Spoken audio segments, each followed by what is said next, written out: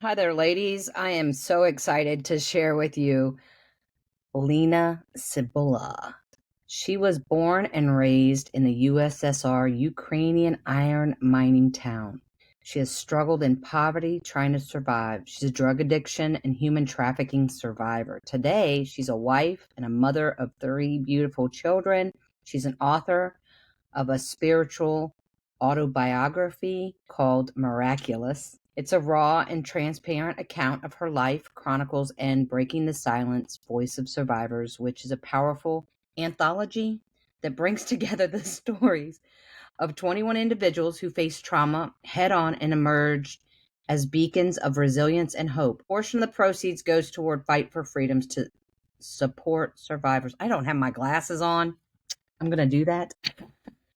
A portion of the proceeds goes towards Fight for Freedom to support survivors of human trafficking and Zanta International, building a better world for women and girls. Lena is a best-selling published author, social justice advocate, professional public speaker, and host of the podcast Love and Be Loved. She's a certified Christian leadership life coach and a Western Ontario District PA of Canada. Through her Love and Be Loved brand, Lena is sharing the good news of God's love and creating awareness about the reality of human trafficking. She's on a mission to move people with encouragement, inspiration, and motivation, and to offer hope that there is a chance to have joy, love, and peace and wholeness again after trauma. Thank you so much, Lena. I'm glad you're here.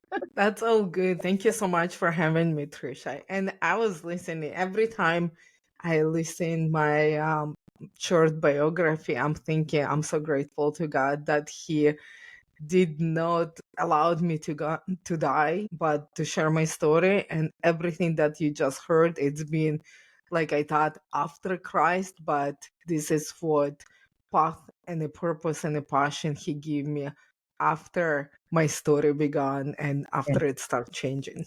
Yeah, that's awesome. So let's get right into some questions for you.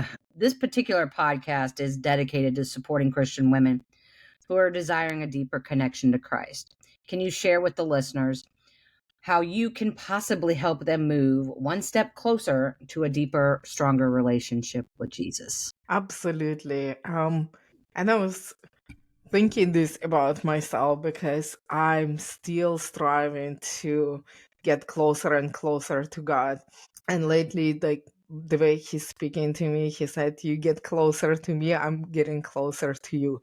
It's first of all, our personal relationship needs to be that desire to be with Jesus. But I do believe in peer support as well.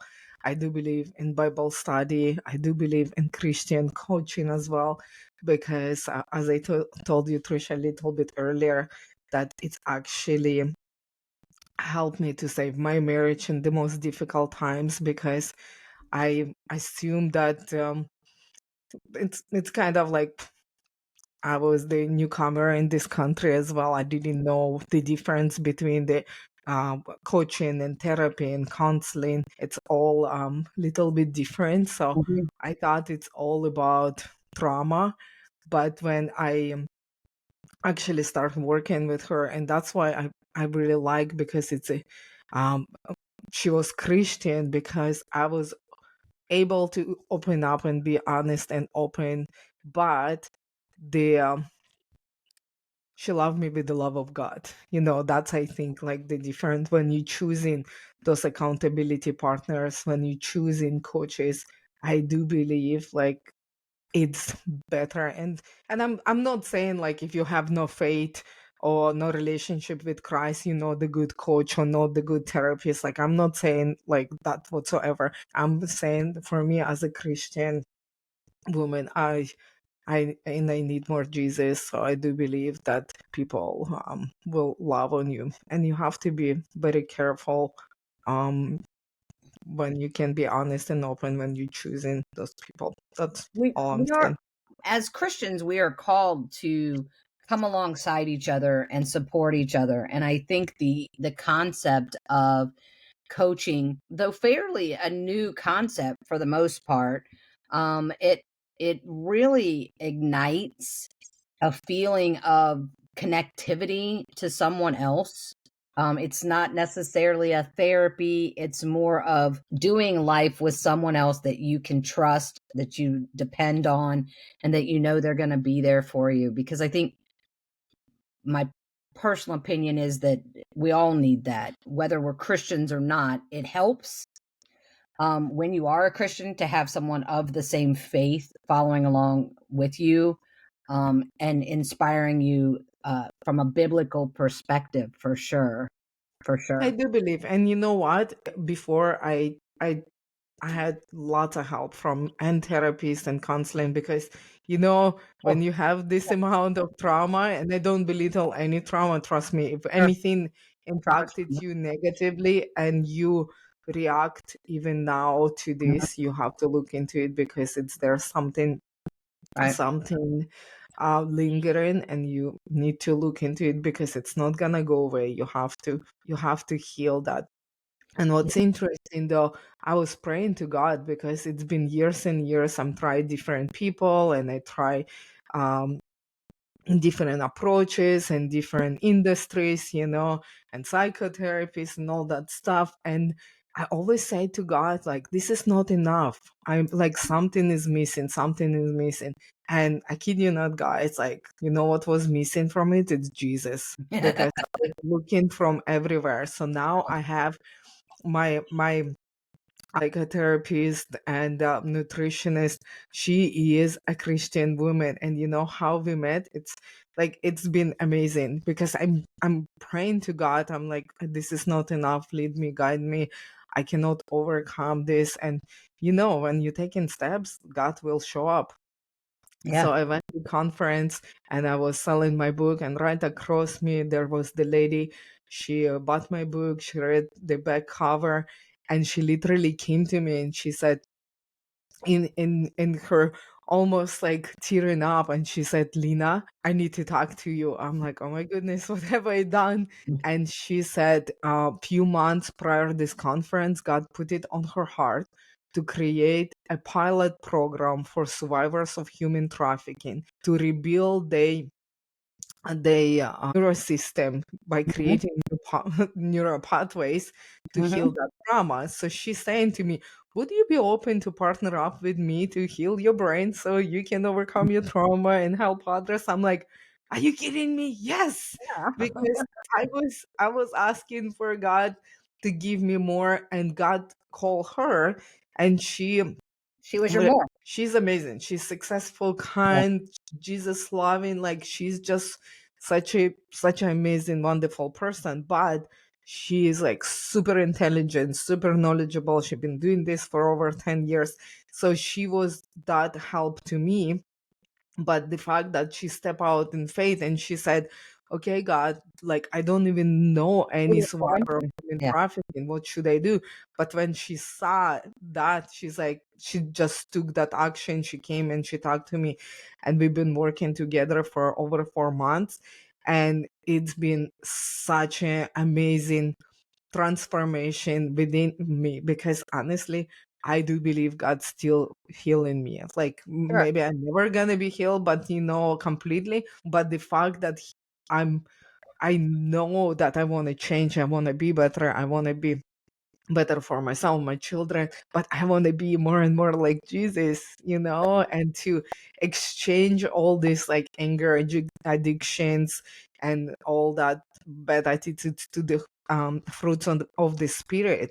And when you like really, it's hard to explain to not Christian person that that's what you after, but it's pretty cool that she loving me with Jesus, and Yeah. she called me out on that with Jesus too. And I'm like, she's like, did you ever try to get God into this situation? And I'm like, very interesting. And trust me, I've been Christian for a long time. And I'm thinking, how come like it didn't come to my mind to ask God come into this particular thing?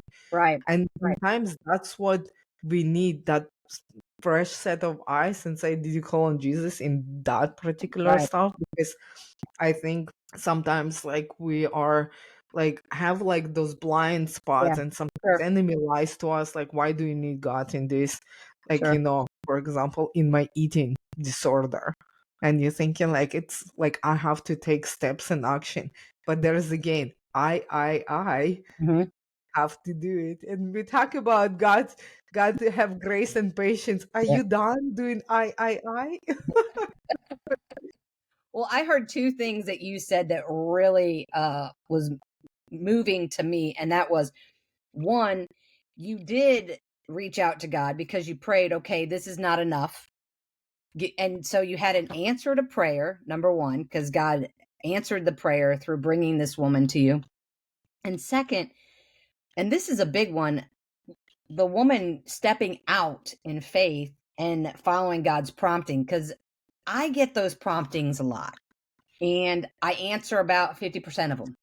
And even then, I'm like, this is uncomfortable. The stepping out in faith is a very uncomfortable thing to do.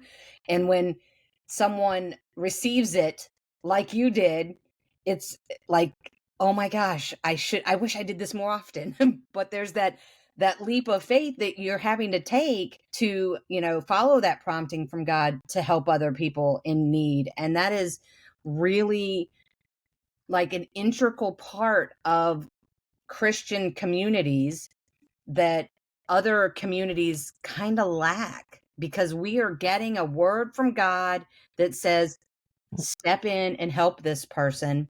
This person needs what you have to offer.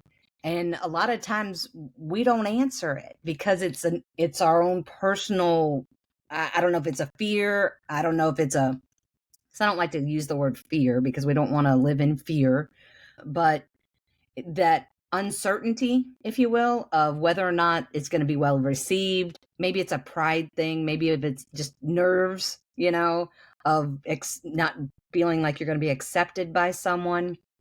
So kudos to both you and her for asking for the prayer, asking for the support from God, and then good for her for answering that call. So what an awesome step you've taken. Congratulations on that. It sounds like you're really Absolutely. moving in the That's really good that you pick up on that. I actually yeah. wanna say as well. I don't know if you've been Christian for a while, you know exactly what Trisha talking about. But and that's what you were saying, that it happened to me. I wanna be obedient, like I almost do it against my Mhm. will. I Yep. just like I because God's saying trust me, and I'm doing it because I know that He knows better, and I'm doing it because He been so faithful to me. Yeah. And sometimes I hear and I have to go like against my will. Sometimes like I have to wait for a year. Like I told you a Mhm. story about Yep. my hair salon, when Yeah. he said this is not work you should be doing. Exactly, it came fear of failure, how people Mhm. gonna perceive me. I was building this for 16 years. I've been investing my money, time, and effort, and look how good I am, and it's Yeah. make money. Why Yeah. do I have to do it? And all that nonsense that going through my head. And God has no anointing on this. And you know Right. what? And sometimes He allowed us to actually marinate of that dissatisfaction of like not to be obedient, because He knows what's best for us, and allowed us to get to that point that we cry out to Him and say like, okay, I cannot do it without you, lead me, guide me, and I'll do whatever you say, so and actually doing it not because like, oh, it's wonderful, I just want to close my business, I don't need it anymore, but and I grieve too, you know what I mean, I grieved, it hurt me, Yeah. and Yeah. it was like really painful to kind of giving up. But when Yeah. you switch and actually look what Jesus does through that, no way, like right now, if you ask me, would you like to go back to that life 3 years ago? I said, no way. Yeah. Absolutely, Yeah. because now I know where God leading me, what Yeah. plans He has for me, and it's so much better than my plans Yeah. ever been for me, and I love that. So definitely, we need to listen to God and just trust Him. And actually, Yeah. my mother-in-law said to me, "I'm so grateful that I had her." She passed away recently, but I'm so grateful that she was my my spiritual mentor, and I could be honest and open with her about all my thoughts. And enemy hunted me, like, well, he still does, but Sure. I in the beginning I really heard from God uh more often and so clearly, and because I want it so bad, like I want him so bad. And I think Joyce Meyer said, that she was asking God, where's all those miracles and all those voice I heard from you when I was baby Christian? And he said the miracles is still happening, but you just got used to it. And Yeah. I think that's what happened to me. But like, I think as a human, like, we're always like get into that. But interestingly enough, like, I could come and tell my mother-in-law, this is what I hear in my soul, that I have to go and tell these people this and that, and I'm so Yep. embarrassed, like, how can I promise them something? My mother recognized this, my mom, like, and she goes, is it good, is it right, like, is it like by the Bible, like, does it bring fear, does it bring confusion, what is it? So she taught me how identify that God's speaking to me. So Yes. she's like, if it's like fear, confusion, like, not my response to it, but what it's saying to me, is that like Yeah. discord, belittling, or something like that? No. The fact that I'm afraid and embarrassed to do it, yes. But she goes, okay, your job to be a messenger, your job is just to go and do what he told you to do. And that was happening. That's what I'm listening. And I have like tons of amazing stories that I was doing it afraid, but it's always work out for good, because he's just, and he will call somebody else to do it anyway. You're just gonna miss out on the blessing. So And yeah, that's it's really pretty the cool. thing that I've learned. Originally, when I started doing this, and even the first question of my podcast is about other women, and I started thinking, you had mentioned this too about your book, and I felt this way about the book that I wrote too. I, for the longest time, thought I was doing something. I needed to be doing something to help other people. I Mm, needed to help you get better. I needed to show you, the other person, how to be closer to Christ. And I am learning through this process that the person that needs it is me, mm, and how valuable it has become for me to be able, wow, I'm crying over this. How valuable it is for me to have that closeness to Christ. That I don't need to serve. I mean, I want to serve. I want to see that. I want that. Right? But the process has changed me so dramatically that it should be inspiring to others to see it in me. I don't need it to be for someone else. I need it for me, you know? one time our pastors, as our pastor was saying the story and explanation of uh, the cross, that he said the cross go first this way, then that way, and he said this is first between us and God, and then we serve from overflow to everybody else. And I think that's why every time I say, oh, God, use me, I want to be used by God. And the people who don't have relationship with Christ, they always panic about word use. And trust me, after my story and half of my life, I know how terrible it's to be used by people. Sure. But when God uses us, he fill us with love, joy, peace, hope, and all the fruits of the spirits. And Yep. then you cannot help it. It's gonna be overflow. That what I'm asking him to put me where I'm supposed to be. So like it's bring him glory. It's and bring hope and salvation to those that they could see in me. And remember, we talk about this just power of our testimony. Yes. God didn't ask us to save, to bring the salvation, to baptize people, like maybe some of you, but honestly, you will know your calling. And Yep. what You God will. said to me, like, your job is to share your story, to speak. And then he called me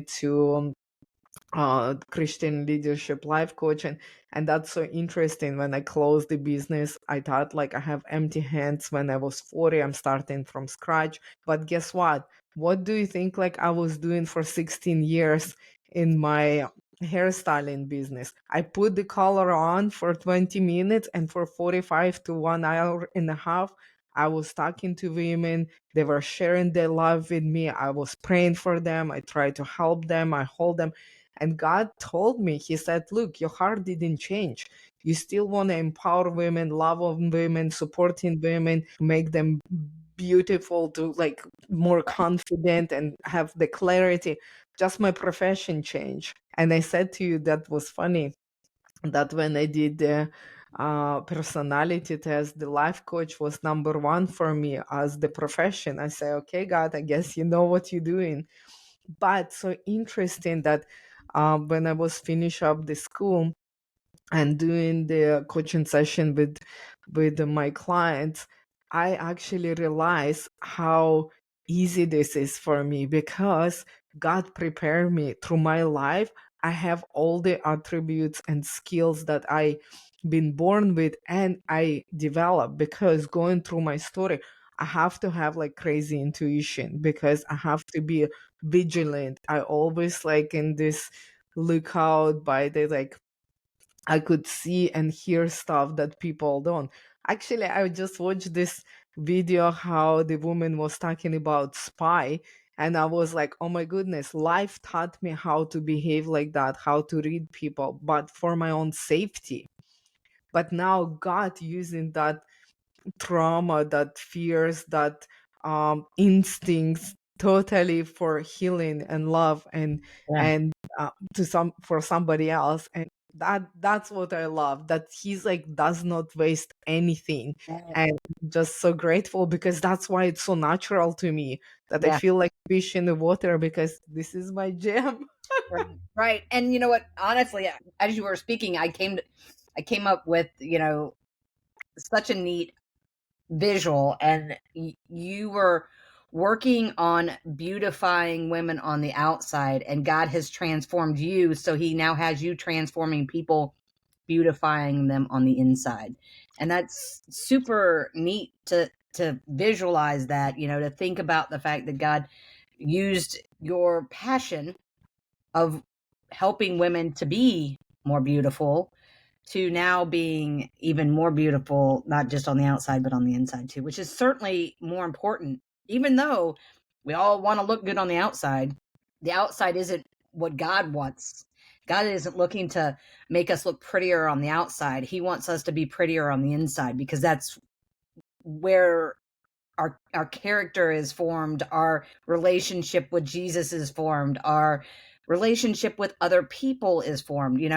Character is such a huge personality trait type thing that we are always working to change and better. And it's not, you can have change in your personality, you can have change in your character, but only when you start to really dive into the inside.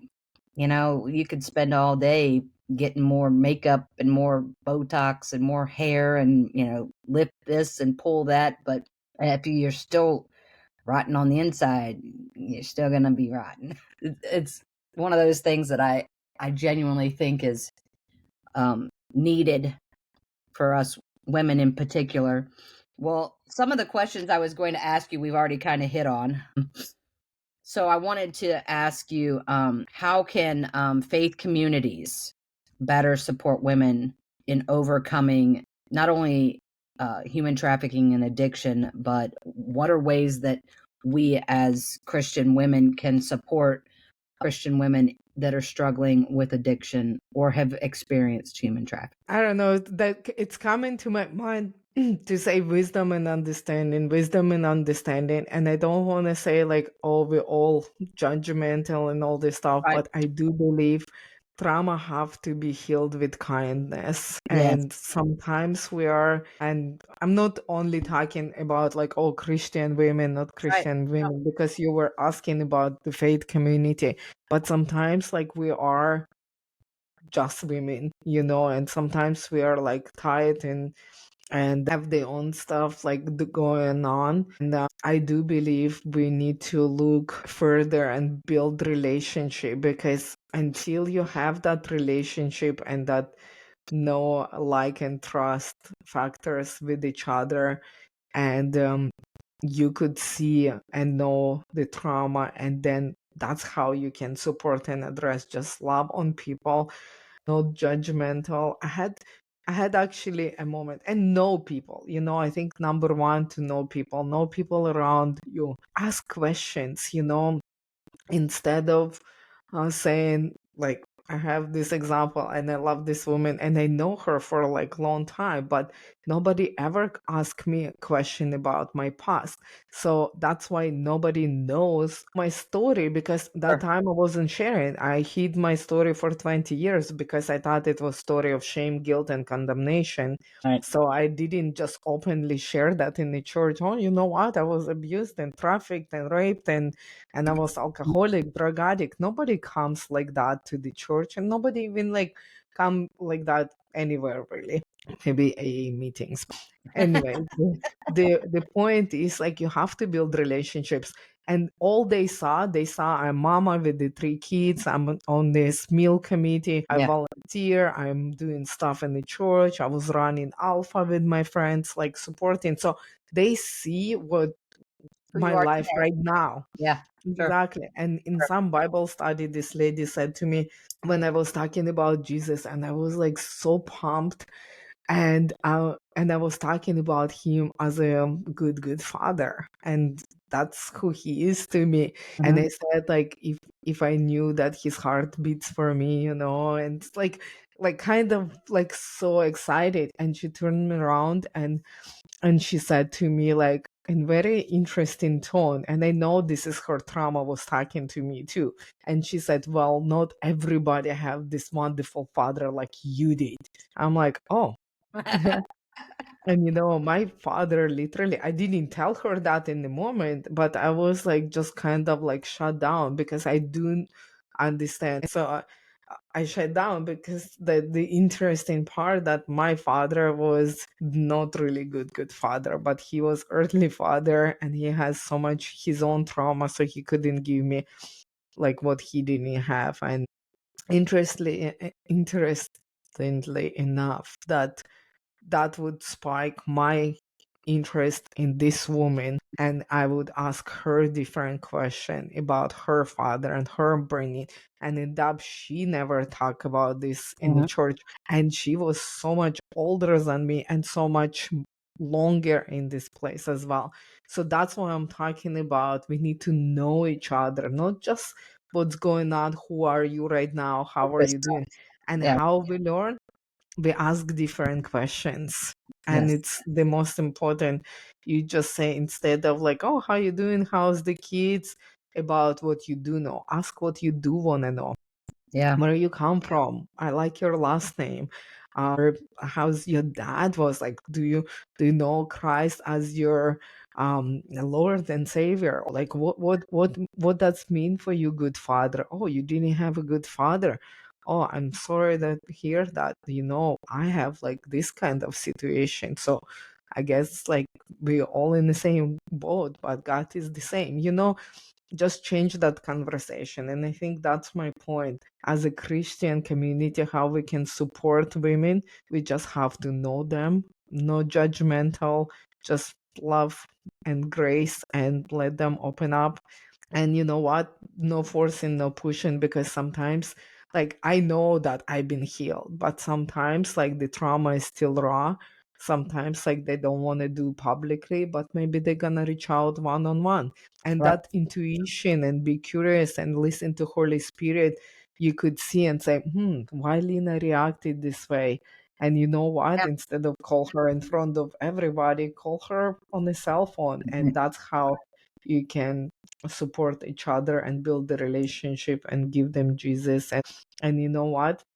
I quit drugs by myself. I work with so many professionals to get where I am, but only Jesus give me hope and peace and love. And my church community, they love on me. And when they heard my story, Yes. they love on me, and they still love me, respect me. Nobody ever throw like stones at me.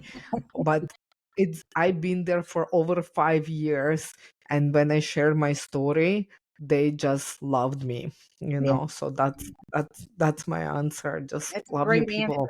answer. I can very much relate to that. I'm an extrovert by birth.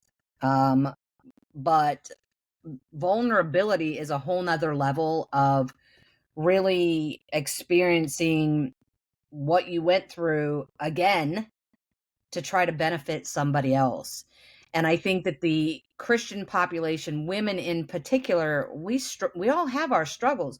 We've all had our past, whether it's drug addiction or human trafficking or um, whatever else. Because I've heard so many very meaningful, valuable stories that I've experienced through doing this. That vulnerability that we can offer is like it's almost like a love offering to God when we step out of our comfort zone for Christ and we say, I'm going to kill him with kindness. I'm going to give him every last bit of me. And if it helps someone else get closer to Christ, like it has helped me, then I'm doing my job. And it's disappointing when we don't see that in other people. The judgment is unfortunately something that is very human. The society that we live in spends so much time pushing people to be me instead of you that I think we have been sidetracked by the world to be more concerned about what can you give me, Lena, not what can I do for you. And I think you are spot on when you encourage women to say, hey, let's just show interest in other people instead of ourselves. And when you get that opportunity to show people that love, it's amazing what God can do with that. I have bore witness to it on so many different occasions throughout my life, and I can't encourage the listeners and anybody to have that same mindset of accepting your past, your trauma. Don't assume that you're ever going to be PTSD free.